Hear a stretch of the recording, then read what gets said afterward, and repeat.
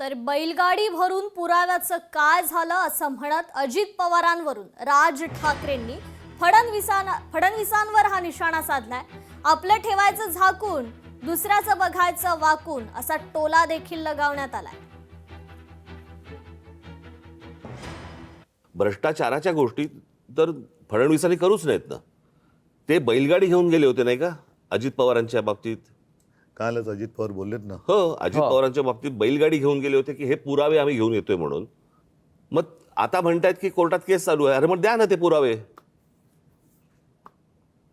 कसं आहे, आपलं ठेवायचं झाकून, दुसऱ्याचं बघायचं वाकून, या लेवलला आता ते आलेत।